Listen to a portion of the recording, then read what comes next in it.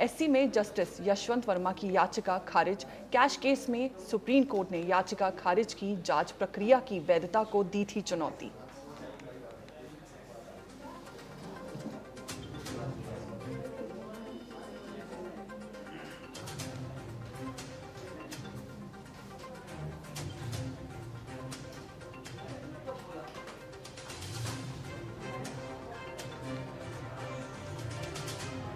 इस वक्त की बड़ी खबर आपको बता देते हैं। कैश केस में सुप्रीम कोर्ट ने याचिका खारिज की।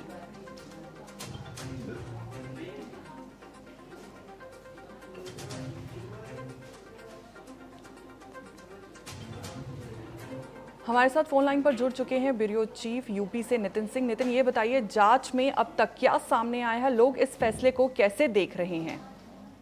देखिए, ये पूरा मामला साल 2025 का मार्च महीने का है, जब दिल्ली हाई कोर्ट में रहते हुए जज यशवंत वर्मा के आधिकारिक आवास पर आग लग गई थी और उसके बाद उनके आवास से बड़ी मात्रा में आधे जले हुए नोटों का जो भंडार था वो निकला था। काफी जांच पड़ताल हुई, काफी सरगर्मियां हुई और उसके बाद तत्कालीन सीजेआई संजीव खन्ना ने एक 3 जजों की इन हाउस कमेटी बनाई थी, जो कहीं ना कहीं इसका काम था कि इस पूरे मामले की गहनता से जांच करें। इसमें 55 गवाहों के बयान लिए गए, वीडियो फोटो साक्ष्य निकाला गया और उसके बाद ये निष्कर्ष निकाला गया कि जस्टिस वर्मा के परिवार को इस नकदी की पूरी जानकारी थी और वो जानते थे कि ये पैसा उन्हीं का है। इसके बाद सीजीआई ने जस्टिस वर्मा को इस्तीफा देने तक की सलाह दी, लेकिन इसके बाद हुआ क्या कि जस्टिस वर्मा सुप्रीम कोर्ट में पहुंच गए और सुप्रीम कोर्ट में इस इन हाउस कमेटी के बिहाफ में उन्होंने एक याचिका दाखिल की कि ये जो इन हाउस कमेटी है ये संवैधानिक नहीं है, क्योंकि किसी भी अगर जस्टिस किसी भी अगर एडवोकेट किसी भी अगर सीनियर जज को अगर पद से हटाना है तो उसमें कहीं ना कहीं सदन जो है उसका इन्वॉल्वमेंट बहुत जरूरी होता है, या राष्ट्रपति प्रधानमंत्री का इन्वॉल्वमेंट बहुत जरूरी होता है। उसकी इसमें बात जो है वो नहीं सुनी गई और उसके बाद जस्टिस वर्मा सुप्रीम कोर्ट पहुंच गए, लेकिन सुप्रीम कोर्ट में पिछले जुलाई में एक फैसला जो था वो रिजर्व रख लिया गया था 30 जुलाई को, और उसके बाद आज ये फैसला सुनाया गया कि ये जो याचिका है इसे खारिज किया जाता है। अब ये जो पूरा मामला है ये अब न्यायिक प्रक्रिया के तहत होगा, एक जो संवैधानिक प्रक्रिया होती है उसके तहत होगा। दोनों ही सदनों में इसको लेकर के जो प्रस्ताव हैं वो पास किए जाएंगे और उसके बाद राष्ट्रपति प्रधानमंत्री के अनुमोदन के बाद जस्टिस वर्मा के ऊपर जो भी न्यायिक प्रक्रिया बनती है उसके तहत काम किया जाएगा। जस्टिस वर्मा को अपने पद से भी हाथ धोना पड़ सकता है, ऐसा भी पता चल रहा है, ऐसी भी जानकारियां मिल रही हैं। और जो भी संवैधानिक कार्रवाइयां होती हैं मामला दर्ज होने के बाद, क्योंकि ये भी कहा जा रहा था कि इतना बड़ा मामला होने के बाद जस्टिस वर्मा के ऊपर अभी तक एफआईआर क्यों नहीं लॉन्च हुई, तो एफआईआर लॉन्च होने के साथ साथ जो न्यायिक प्रक्रिया होगी जिसमें गवाहों के बयान होंगे, गवाहों के बयान में भी कहीं ना कहीं जो सीनियर जज होंगे वो मौजूद रहेंगे, चीफ जस्टिस मौजूद रहेंगे,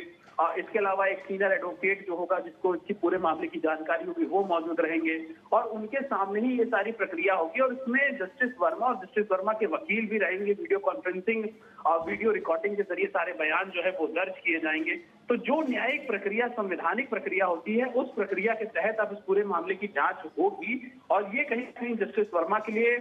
एक बड़ा धक्का है, क्योंकि वो इस पूरे प्रक्रिया को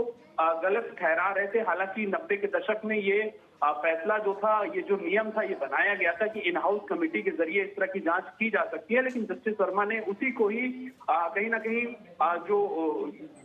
जो उसके अगेंस्ट में इन्होंने पीआईएल डाली थी, जो याचिका डाली थी, वो खारिज हुई है। नितिन, आपसे ये भी जानना चाहेंगे कि इस फैसले से बाकी जजों या अदालत पर क्या असर पड़ सकता है? देखिए, बिल्कुल साफ तौर पर अगर दूसरे जजों की या फिर अदालत की बात की जाए, क्योंकि इन हाउस कमेटी जो बनाई गई थी, इन हाउस कमेटी का कोई नियम नहीं होता है, ऐसा जस्टिस वर्मा का कहना था। उन्होंने कहा था कि एक जज होने के नाते अगर मेरे खिलाफ इन हाउस कमेटी बनाई जा रही है या मुझे पद से हटाने के लिए बात कही जा रही है, पद से हटाने के लिए प्रेशर किया जा रहा है, तो ये सही नहीं है। ये प्रक्रिया जो है ये पूरी तरह से न्याय प्रक्रिया होनी चाहिए, जो कि संविधान के तहत होनी चाहिए, जिसमें सदनों का इन्वॉल्वमेंट हो, जिसमें सदन के साथ साथ जब सदन में इसकी वोटिंग हो रही हो तो आधे से ज्यादा मत इनके अगेंस्ट में हो। इसके अलावा